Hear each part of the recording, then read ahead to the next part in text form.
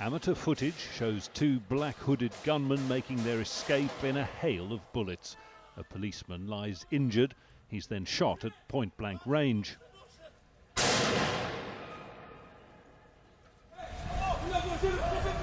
In French, the men are heard to shout, "We have avenged the Prophet Muhammad. We have killed Shab," before fleeing in a black Citroën. Shab is thought to be Stéphane Charbonnier, editor-in-chief of Charlie Hebdo. He was reportedly killed along with a number of his staff at the satirical weekly. The powerful car bomb shook people in the capital. Shrapnel from the explosion hit dozens of men standing in line outside the police academy. Many of the dead were university graduates hoping to become police officers. Others were policemen simply wanting to progress in their careers. There is anger. A bus driver came from here. He parked his vehicle where the hopeful recruits were standing. He walked away, and then the explosion happened. Some stayed outside for the night. The college didn't allow them inside. The dean and the Minister of Interior are responsible for their blood by not allowing them in. I was at the other gate and came here after the explosion happened. I saw dozens of bodies scattered. There is chaos and fear. Several vehicles were burned and many windows shattered. Shia Houthi fighters have a strong presence in and outside the police academy. Some of the fighters were waiting to register in the police force. The Ukrainian army fire a volley of Grad rockets towards the front line. The separatists say they have surrounded Debaltseve, a town under siege. Volunteers like this man are trying to drive civilians to safety. You can hear shelling and shooting. At night it was very intense, he says. I have to go, says this man. It's bad in there, very bad. We followed a bus along the mud roads into town. Attempts at negotiating a temporary truce for safe passage had failed.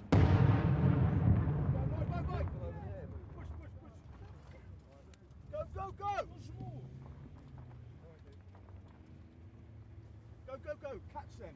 Yes, by me, by mine. The shelling is intense. The very few people on the street run for cover. What sounds like artillery or mortars fires towards targets we cannot see. There have been repeated efforts at trying to get some of the wounded out of Debaltseve. There have been calls for ceasefire. Some of those ceasefires have been ignored. And we followed a humanitarian aid convoy into the city to try and deliver aid to the people trapped here. 14-year-old Elijah is witness to some of the worst massacres carried out by Boko Haram. He still has nightmares.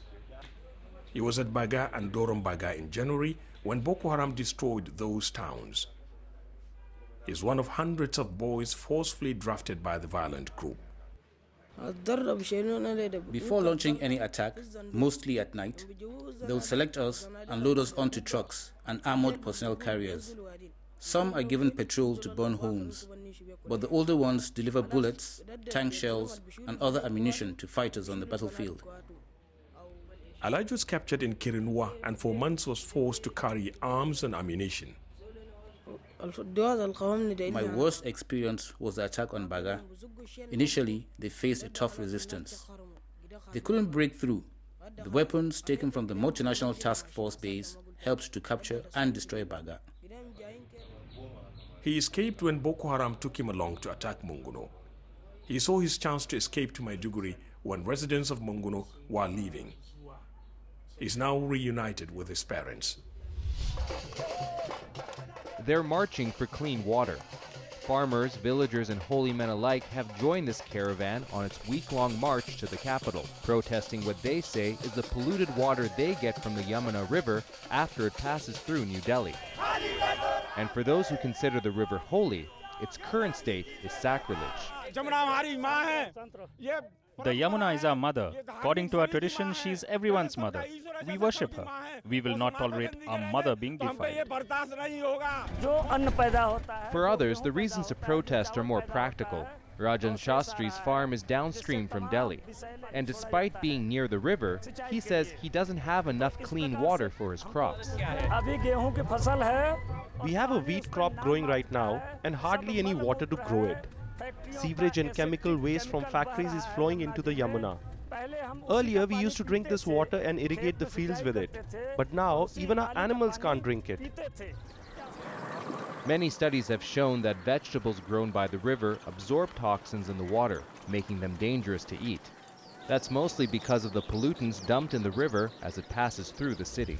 The casualty toll is mounting, and the wounded keep turning up. Brigades from the Libya Dawn coalition in Misrata are at war with groups affiliated with the Islamic State of Iraq and the Levant in the city of Sirte. Just like Mustafa, most of them are in their early 20s, and many fought former leader Muammar Gaddafi's forces in the 2011 revolution. But this time, they say, the battle is different. They say they are facing a well-trained enemy. They don't fight face-to-face. They use suicide bombers to target our positions and they ambush us. We were sleeping in our trailer near the front when a gunman entered and opened fire. 5 of my friends were killed. Misrata sent its 166 Brigade towards the east in February. Sirte is more than 250 kilometers away. ISIL fighters are in control of much of Libya's former leader Muammar Gaddafi's hometown.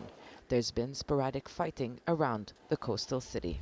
These migrant workers in South Africa say they will do anything to protect themselves and their families. We are sick and tired about this xenophobia.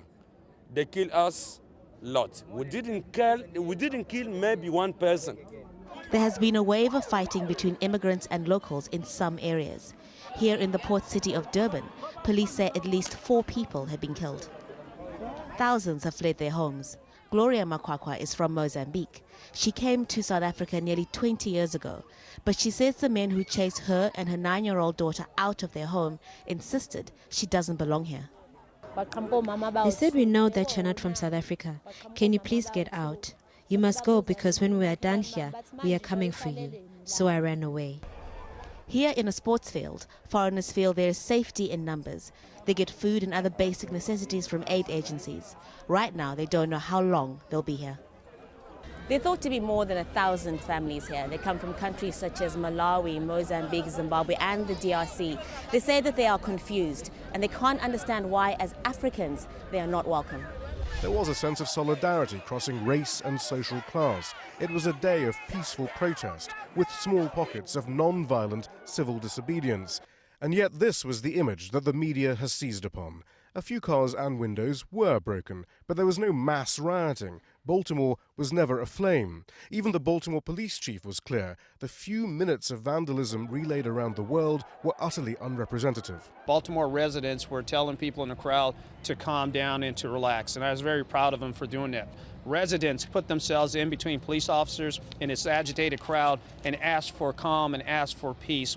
But that hasn't stopped those who feel the police have no case to answer from seizing on a few isolated incidents to make their case. It's a threat to civilization itself. It's a frustrating narrative for residents of the city whose only aim is to make things better. The march yesterday for hours and hours was completely peaceful, and we're here today to just show some solidarity with the family and show that there are people in the communities in this city that are working together to make things better. My hometown is a maze of narrow alleys. On the day of the earthquake, our team went straight out to shoot in the neighborhood. These are some of the scenes.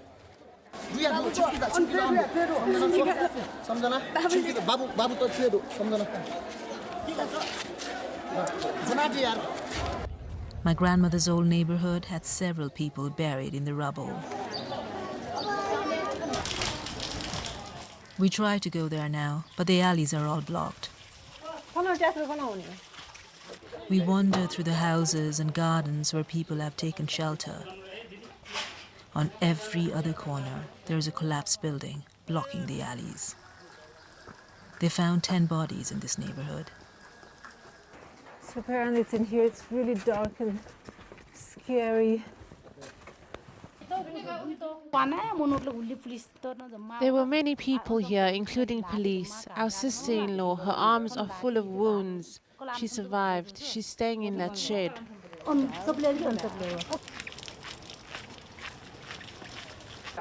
8-year-old Ritesh is very scared. He huddles with his mother, Reena. She tells me she lost her husband and her other son. My aunt, my uncle, my cousin too, Ritesh says. They've gone far away. The Coast Guards had carried out an overnight rescue operation. 5 rubber dinghies, each with about 100 people on board. They come from Nigeria, Ghana, Mali, Senegal and beyond. Men and women, young and old. You want to go to Europe? Many of the migrants here are not happy they are returning to Libya. To reach this point, they have traveled for weeks, sometimes months. They had to work to earn enough money to pay for the journey, and to be picked up on a day where there's good weather conditions is a huge disappointment. It's back on land in Libya that it becomes clear how much of a disappointment it is. How hungry they are. And how vulnerable they feel. Please help me. Help me, please. I'm on my way going, please. I'm almost there. Please help me. Let me be there. Please. Oh. Their stories are ones of people trying desperately to escape the turmoil they were born into. Amina's from Ghana and 3 months pregnant. She was hoping to give birth in Italy. I'm very stressed up. I'm frustrated. Not even angry, I'm just frustrated right now. Because I don't even know where to start from. I don't even know what to do. Because right now I have nothing. I have nothing. I have nothing. I want to take you back to Burundi now. It was our lead story on this news hour, what very much looks like an army coup going on. We spoke to Malcolm Webb on the phone, and now we've managed to establish video link with him in Bujumbura. Malcolm, talk us through what's happening there. Michele, right now we've just heard some gunfire. We're across the other side of the square, and a lot of the protesters who've filled the square are running this way. Hundreds of thousands have been celebrating here in the square for the last few minutes. And we don't know if this is people clearing a crowd or if this is somebody shooting in anger. We're getting down on the ground. We're going to leave the camera up there running. You'll probably have heard that wherever you go in this extraordinary island nation, you'll see things that resonate from a long time gone. Travel 2.5 hours south of Havana and you'll come to an historic stretch of coast. The Bay of Pigs, rooted in Cuban identity as the scene of victory over US-backed mercenaries in 1961. But here too, another legacy of Cuba's history and years of isolation, pristine coral reef. Around the world, more than 50% of coral reefs have disappeared. It is a different story here in Cuban waters, where marine ecosystems have had the opportunity to thrive. Cuba has engaged in an enormous program of environmental protection, world leading. So here in Cuba, they're protecting 25% of their waters in marine protected areas. And that compares to maybe about 9% currently in the United States and only 2% worldwide. The lack of chemical fertilizers in agriculture has also meant there's very little toxic runoff into the ocean. It's almost like a time machine, going back in time to see what these coral reef ecosystems used to look like. And that really gives me hope for the future. They fear their country could slide out of the Eurozone. They call themselves the pro-Europeans. They want a yes vote in Sunday's referendum. There's much talk of last-minute negotiations. Whatever the outcome, many in Athens see no good options ahead. Yorgos is a typical 29-year-old Greek, unemployed, lives with his parents, and dismayed by growing divisions in society. I've seen a lot of people fighting over, should we vote yes, should we vote no? Are we supposed to make a deal with the creditors? I don't feel optimistic about it at all, because if people turn against each other, we're not going to get out of this. The fighters are tired but upbeat. They sing songs of battle and victory. They've been fighting forces from the government in Juba for about 18 months now and say their mission is to change the leadership. This commander tells his troops that special forces fighting farther north are making gains near South Sudan's only functioning oil fields. The rebels have joined forces with a local militia there, which was allied to the government until recently.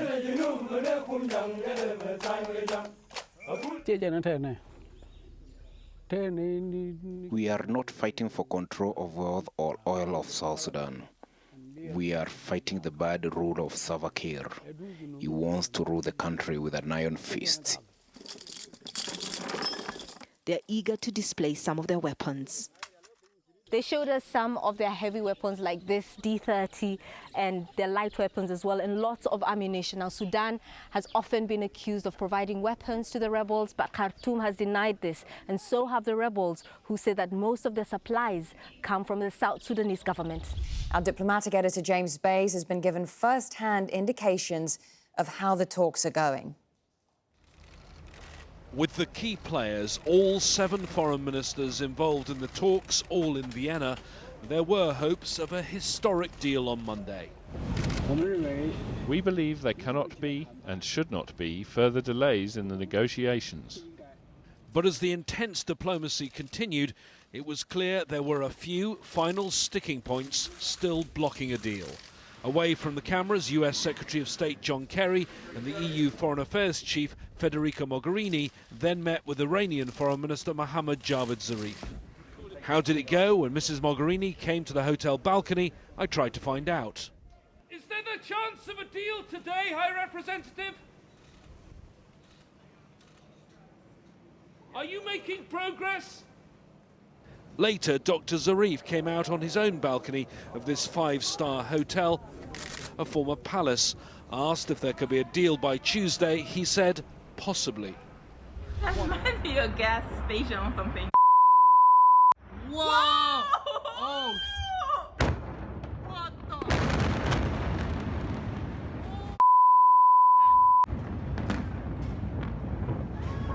No!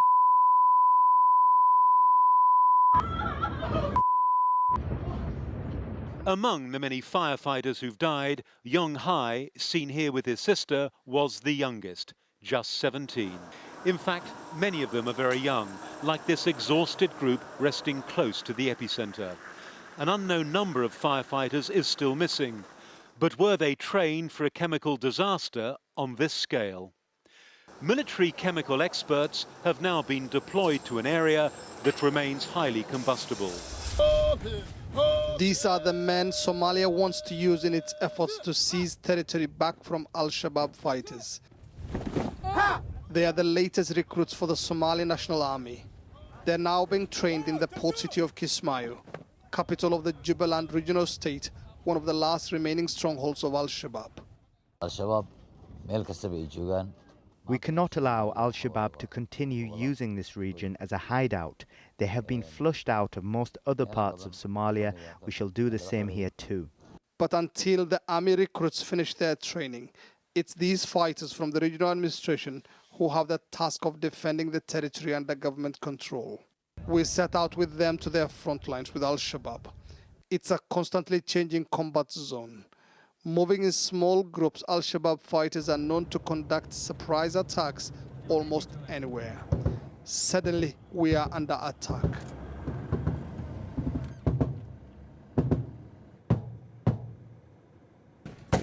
There's been an Al-Shabaab ambush here at this section of the road. It's renowned for attacks by Al-Shabaab fighters who are not very far away from here, just a few hundred meters away. Looking back on all they've survived, it's clear the trauma won't be easy to overcome.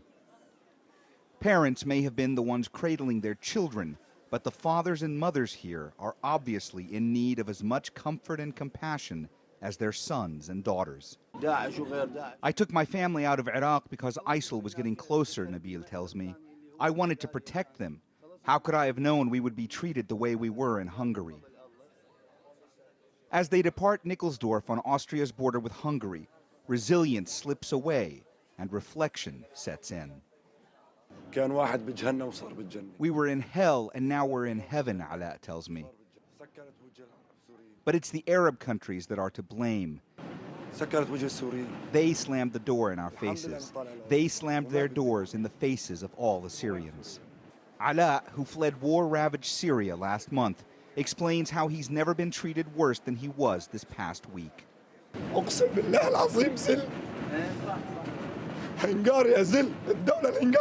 swear to God, Hungary humiliated us, says Ala. The refugees aboard this train to Vienna, while relieved, are also thoroughly exhausted. All of the ones I've spoken with have said they never would have believed that their journey to this point could have been so hard. Hello, jailed Al Jazeera journalists Bahir Mohammed and Mohammed Fahmy have been released from an Egyptian jail. They have been pardoned by Egyptian President Abdel Fattah al-Sisi, along with 98 other people. But other Al Jazeera journalists who were sentenced in absentia were not pardoned. We continue to demand that their sentences be overturned. John Terrett has more. It's been a long time coming, but Al Jazeera producer Baha Mohammed and freelance producer Mohammed Fahmy are free at last. This whole nightmare is over. The whole nightmare is over. We can live like normal people. I can go back home, enjoy my life, and that's it. The three-day conference ended with Bolivia's President Evo Morales calling for the world to protect what he calls Pachamama, or Mother Earth. And a 10-point plan to send to Paris, a plan representing different interests, agreed upon by delegates from far and wide, those who fear their voices won't be heard. Mother Earth, you know, she has certain things that go on, and when you start going against that, then it's you have there's no penalties or fines. There's only consequences when you go against natural law. Paris is where the world's politicians and scientists will negotiate over ways to reduce greenhouse gas emissions. But it's people like Agustina, who are affected by climate change, who came to Cochabamba to have their say. In my town, my little place in the world, we're seeing climate change. The water is drying up and the cattle have nothing to drink. It's very worrying. What should we do now? We hope the world's presidents listen to our proposals, from organizations, movements, people who are demanding our rights. 10 minutes drive from Ramallah, where Ban Ki-moon is meeting the Palestinian president on Wednesday, this is the message from the youth. Goading each other on. It's long been a potentially lethal cat-and-mouse game. Soldier versus protester in the occupied West Bank. And this woman, who left her children at home to come here, says throwing stones is the only way she can express herself. This is not life. This is not real life. It's not life anymore. It's a life for only Israelis. The Palestinian, if you are Palestinian, you have no right to live, you have no right to move, you have no right to travel, you have no right to even have any hope in this life. In Bethlehem, Israeli soldiers had clashed with larger crowds of demonstrators, now driven back from the separation line into the distance. And so, with a barrage of tear gas, the Israeli army holds its ground. And this is the spot the protesters were trying to get to. It's Bethlehem's separation wall, one of the landmarks of occupation. By the time opposition leader Aung San Suu Kyi arrived, the crowd had swelled to thousands. If we win by a landslide in the coming election, we will forgive and work together with everyone, including the military. She was still under house arrest during the last election 5 years ago, which was boycotted by the National League for Democracy, or NLD. It easily won a by-election in 2012 and is tipped to win this time. This is the first general election since a semi-civilian government took over from military rule in 2011. There have been some reforms, economic and political. The media is less censored than before, although by no means impartial. The media is not balanced in covering the campaign. Are we going to get a balanced view? I don't think so. This is very much important for the voters. The lack of coverage in state-owned media doesn't seem to have affected the party or its leader's popularity. He's the only leader who can bring our country to the bright future. Our country has been left behind, but we want change now. The NLD has said it's concerned about inaccuracies in the voter list, which it said could affect at least 30% of voters. It's also been criticized for giving in to anti-Muslim sentiment and failing to field any Muslim candidates. Right now, a hostage situation unfolding, a heavy police presence out on the streets. Bars and restaurants have been evacuated. And we have Jackie Rowland live for us now in Paris. Jackie, what can you tell us? Well, I am approximately 500 metres from the Bataclan venue, where we understand that approximately 100, maybe more people are currently being held hostage. Now, in the last few minutes, we did see more emergency services coming into the area, police, fire engines, so other pieces of equipment which I wouldn't like to describe live on air, and moving down the streets in this direction towards the nightclub. These men are part of the Eastern Bloc of the FARC. It's the Colombian rebels' strongest military faction. A dozen of their commanders agreed to an exclusive interview with Al Jazeera. Many haven't seen each other for more than a decade, but have gathered at this camp to define a strategy for peace. We are absolutely convinced that this is the opportunity to finally end the Colombian conflict once and for all and be able to express freely our political ideas without having to kill each other. The FARC and the Colombian government have been negotiating for 3 years. Recently, there's been a major breakthrough, a deal on justice that avoids traditional prison sentences in exchange for truth and reparations. Peace negotiator Rubén Zamora was sent back from Havana to update the rebels. You've been accused of many crimes: kidnapping, planting landmines, bombing, profiting from drug trafficking. Are you serious about telling the truth and taking responsibility?